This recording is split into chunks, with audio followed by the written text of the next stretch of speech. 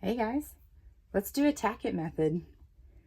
So what I have is a base painted cup, just regular orange to go with this amazing holographic orange glitter. This was in a sub box or two ago. I'm not even an orange person, but this glitter just speaks to me. I was real tempted to do this one because it's also gorgeous, but I just have to do this one. I went ahead and base painted my tumbler to match pretty close. That's decent. You'll see why in a little while. I'll show you my mess up. It's entertaining. Yeah, no, it happens. So what we have here is Tack-it over and over. This stuff was so hard to find when the Tack-it craze really hit, but it should be pretty easy to find it now. This leaves a sticky note type feeling where you can lift it and move it, but it's a little bit more intense than that. So you want to dilute that 50-50. And I've actually already done that because, like I said, I messed up earlier, so I've already done this part. So that should be enough to do this cup, no problem. That's about like, I don't know, teaspoonish, tablespoonish. So what you want to do is take almost any brush. I really like this Mod Podge brush. I feel like it's pretty nice at not leaving streaks. And you just want to go over this whole thing. When it's a color of a base, you can see if you've got streaks. And I'll show you where I messed up on that too. I had a white base and I couldn't see my streaks, and it wasn't pretty. But it wasn't anything that hot water and Dawn couldn't take care of. So we want to do the first layer, let it dry. Since it's so thin, it won't take very long, just a few minutes. Then we're going to do it again. You don't want it super duper thick, but you do want it to be full coverage.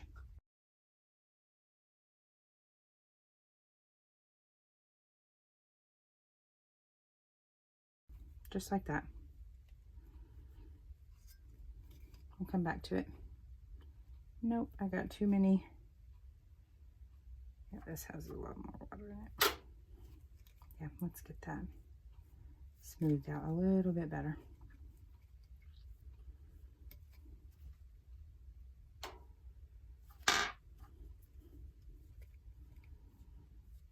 Lesson learned. Be sure your Mod Podge brush isn't very damp when you start to use it. I had to rinse it, and I didn't dry it off good enough before doing this. Let's let that dry, and then we'll do it again. This is what it looks like. Please ignore the spray paint on my hand. That's what it looks like when you get it on your skin. This is nice and dry now. I say dry, but I'm not going to touch it to check it because it's sticky. I actually didn't learn that the hard way this time. So we are going to sprinkle this on there. I've seen videos where people used strainers to dust it, and about as many that just dump it like this. So that's what it's going to look like right now. Let's go ahead and do the bottom before I forget it. It's really weird when there's little ridges in there. All right, so let's cover that all the way.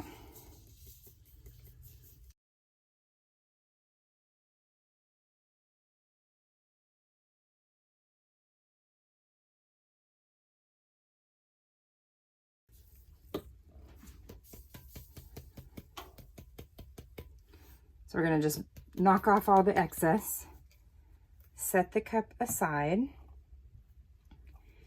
we're going to pour our glitter back into our shaker or bag or jar or whatever you have your glitter in, because this is all still good glitter. The glitter that we're about to burnish off, it could be contaminated with Tack-it.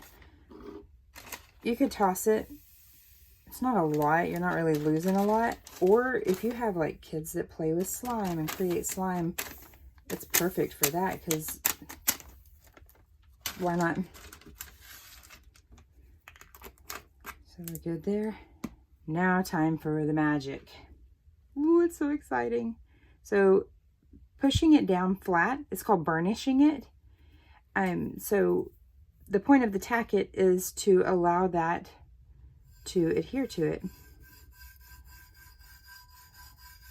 Can you already see that? Holy smokes. Love it. So just continually go all the way, every surface, all around the edges, the rim, the bottom, everything.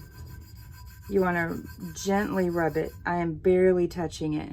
I don't want to push because that could end up damaging the Tack-it underneath.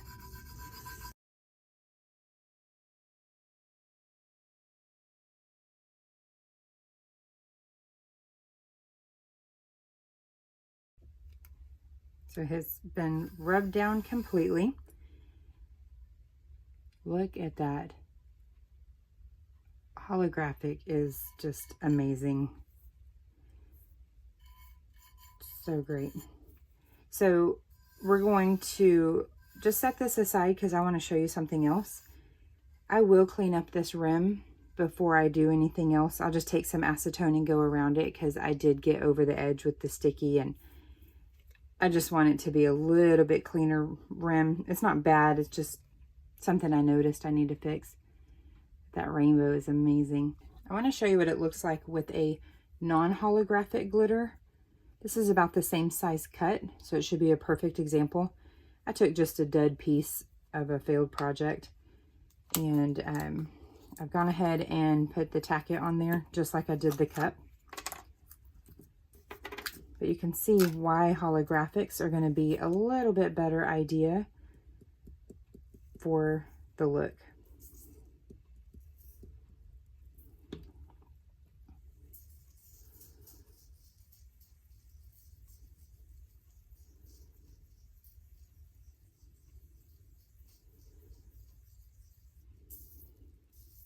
It's still really pretty.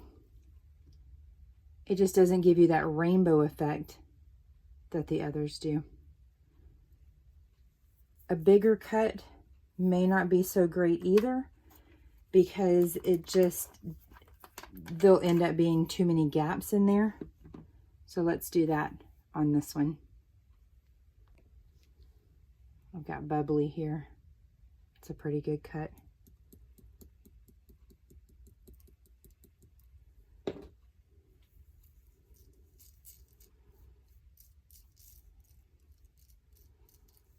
Trying to give it a fair shake here to fill in the spaces. Oh, that was a bad choice because bubbly totally has two cuts. But you can still see the point of how it may not lay down quite as nicely with the bigger pieces. You might be successful doing a couple other variations there, but that's what I've seen the most of, and that's what I've actually done myself, is the fine holographics. And you can totally do it on pens too. This is heavenly. To do it on a pen, you want a smooth surface. So what I've done on this one is epoxied, and I actually base painted white, epoxied, and then did all that. But you could epoxy and then base paint white, or whatever color worked for you. And then you just burnish it the exact same. So before I do anything else, I'm going to clean up my rim, and then it needs a good coat of clear spray paint. Because this is so smooth, the epoxy is very likely to end up with a lot of fish eyes. It's better safe than sorry. Maybe some people don't have that problem, but I definitely have in the past where it was too smooth. Before I forget, if you're doing a decal on here, you want to wait until after your layer of epoxy, because your transfer tape could very well lift that glitter. So having that layer of epoxy between really can save you a lot of heartache. So I've got my clear coat on there. You can see some of it's still trying to dry. I've got a matte just because sometimes I do matte, sometimes I do glossy. I do feel like matte maybe grips a little bit better, but it's personal preference. Got some epoxy mixed up here. Way more than I need. But I'm going to pour some other stuff real quick when we're done. So the transformation after that matte clear coat is amazing. Look at that. Holy smokes. I've been talking about this cup all day at work. They're probably like, okay, it's just a cup. You can stop talking now. But I'm stoked. As soon as this epoxy's on, I'm going to go figure out what I want to put on it, decal-wise. Because I definitely want to put something on it. I like having some plain ones made up and ready, because then it's super easy to just personalize and send on its way. I feel like this one needs something. Let's see. So I'm going to put this on here. A decently thick coat. I'm not doing super thin, but I don't need it like dripping off either. Just thick enough to do what we need it to do. And it's always recommended to actually mix your parts A and B together. I don't think I've ever done it before, but I totally just started pouring my epoxy on this cup without mixing it. I don't think I've ever done that before. So I had to rub it all off and replace what I had poured. And now here we are. Luckily, this is so flat that it literally wiped off with paper towels. Just paper towel after paper towel, wiping it right off. Oh my gosh, I can't believe I did that. So we're going to come back after this has had plenty of time to cure, so sometime tomorrow, and we're going to decal it. Love this. If you don't have this color or one like it, you need it. There's another one, I think it's called Autumn Harvest. It's very similar, it's a little darker, I think. I'll pull that out in a little bit and hold them side by side. But this Bevo is beautiful. I finally figured out what's going on the cup. My Aunt Johnny has been asking for a cup for a while. I feel bad, it just hasn't happened yet. Well, her favorite color is orange. So Eureka, her birthday is next month. So it's so perfect. I don't call her Gigi, but that's what her grandkids and a couple of other neighborhood kids call her. So that's what we're gonna put on it. And I'm going with just basic white vinyl. Nothing super fancy, because I'm about to show you how the cup looks under epoxy and you'll see why. I was kind of tempted to do like a fall vibe or pumpkin spice vibe or something like that, but this just finally hit me. I don't know. Epiphany, maybe. This is a weeding pen, by the way. So, you ready? It's so pretty. I love it so much. She's gonna love it as well. And her birthday is in, I don't know, 4 or 5 weeks. Middle of April. And this is middle of March. So about 4 weeks. It's gonna be perfect.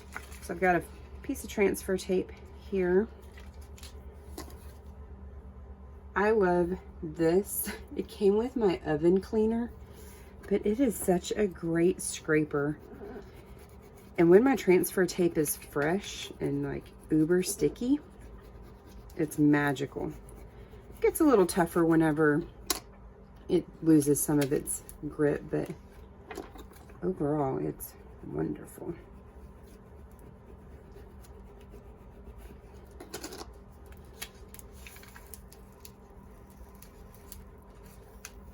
Nice and gentle when you're doing that. All right. Set that aside. I've got my little cup cradle right here.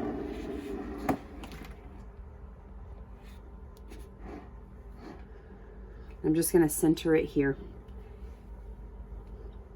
If you've seen any of my other videos, I did one not too long ago.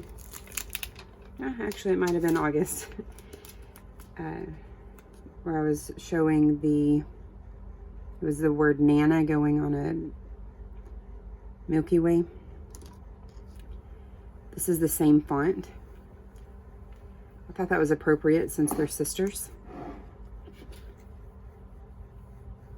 I was tempted to Milky Way this one, but not this time. I didn't want to take away from that. So nice and pressed.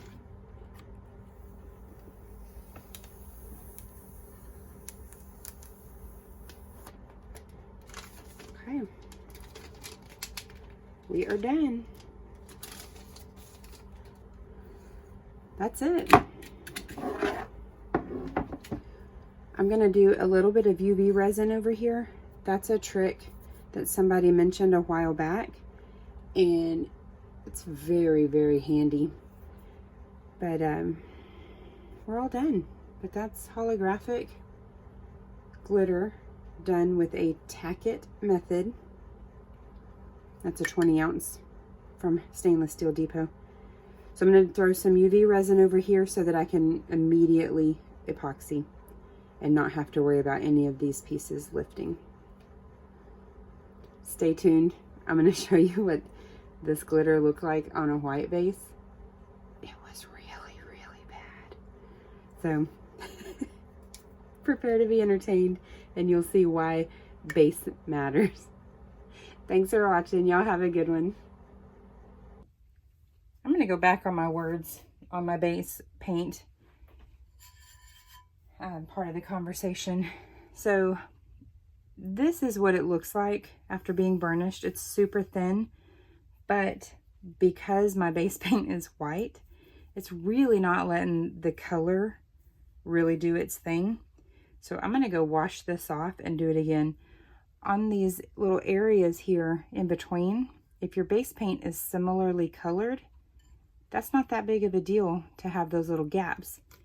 And apparently it wasn't quite as smooth and streak-free as I thought it was, which I could continue to work on that, but then I could end up with a really weird spot anyways.